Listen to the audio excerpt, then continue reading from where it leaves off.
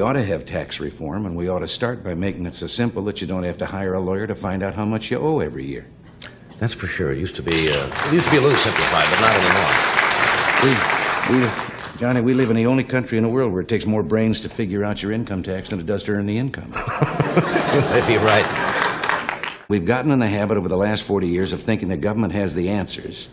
There's very little that government can do as efficiently and as economically as the people can do themselves. And if government would shut the doors and sneak away for about 3 weeks, we'd never miss them. Our biggest problem is that we have built a permanent structure of government, federal, state, and local. That's great. We're talking E.J. Antoni is here. He's from the Heritage Foundation. E.J., how are you, sir? Doing well. Yourself? Grateful that you're here. We were talking about the wealth tax and how that's not constitutional, so they'd have to make a constitutional amendment, ideally. And it got me thinking about the income tax and how that wasn't constitutional. There's a reason why there's a constitutional amendment allowing the income tax, because 1913, they were like, we can't do this without it. And it got me thinking of, there was one of the debates and they asked all the candidates what the income tax should be. And Ron Paul said it should be what it's been for most of American history, 0%. But we just assume it's always been an income tax and it's always been high, but that wasn't the case. Take us back to the beginnings of the income tax.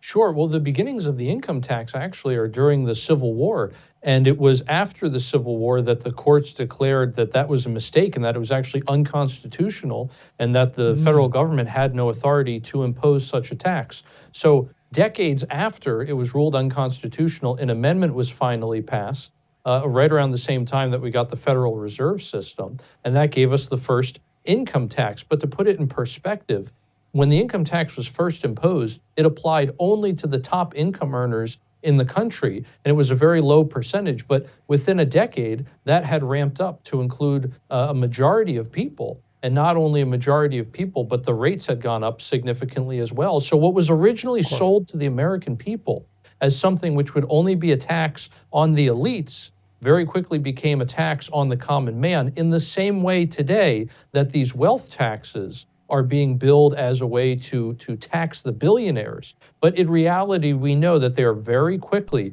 going to become a tax on everyday Americans. We'll never learn that lesson. It's fascinating. It only took a decade, even in 1913, before they expanded it.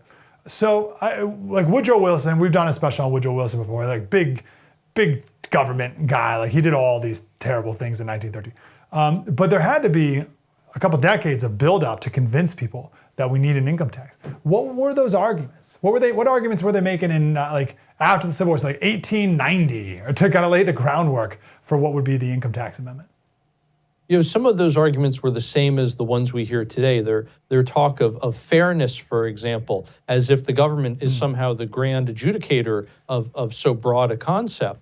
But there were other instances as well where the federal government, for example, wanted to get away from certain types of tax revenue, because at the time when we first got the income tax, the main source of revenue was tariffs. And what that was doing was it was decreasing international trade. And many areas of the country which relied heavily on imports wanted to see those taxes go away because it would make their imports cheaper. The things that they had to buy would go down in price, and they wanted to transfer that tax onto other people in the country. So that was part of the internal debate that was going on. But just like back then, there was never an argument to be made that somehow the government needed more revenue. Now, fast forward today, where people are talking about a higher income tax or a wealth tax or other types of new taxes that these politicians want to impose, very often we hear that the deficit is caused by a lack of tax revenue. Nothing could be further from the case. Just like back then, the government is not at a want of tax revenue today. In fact, taxes have never been higher in the history of our country. And you can measure that tax revenue in nominal terms. You can adjust it for inflation. You can put it in real terms. You can talk about it as a percentage of GDP, for example, or as a percentage of earned income. In any of those measures, tax revenue has never been higher than it is today. We don't have a tax problem. We have a spending problem. I like your point that originally it was, hey, let's not tax this way, let's tax this way. And okay, we can have a debate about what's best.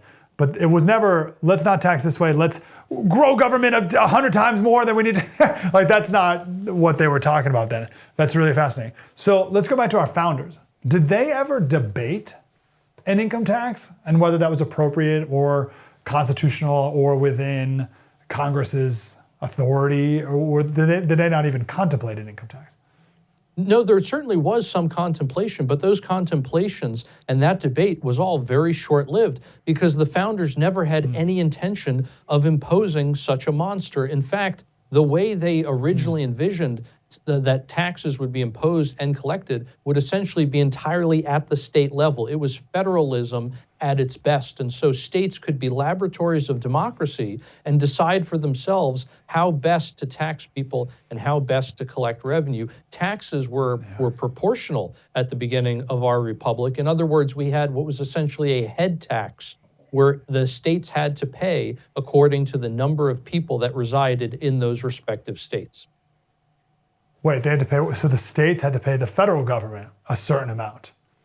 Correct. Taxation was based on the population within states. So this idea that it would somehow be tied to directly to purchases or directly to income, that only came much, much later. And the idea of taxing wealth was the furthest thing, I think, from our founders' minds. If you go back to the original text of the Constitution, we essentially had what was a head tax, which, although the founders probably didn't know it at the time, economists today can explain to you that a head tax is the only pure form of taxation. In other words, it has no substitution effects. It makes it 100% efficient form of taxation. Whereas, let's say you tax income, for example, people now have an incentive to do things like hide income or to change from one type of income to another.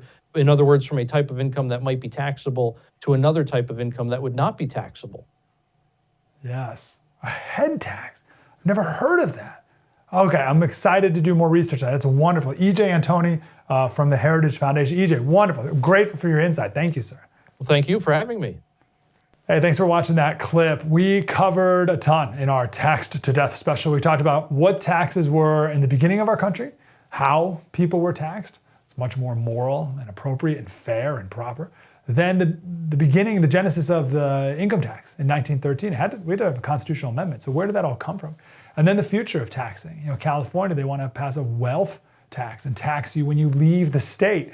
What is going on here? How different from our founding fathers' vision? That's all available on thefirsttv.com and the First TV app, a free download right now. The special is called Taxed to Death.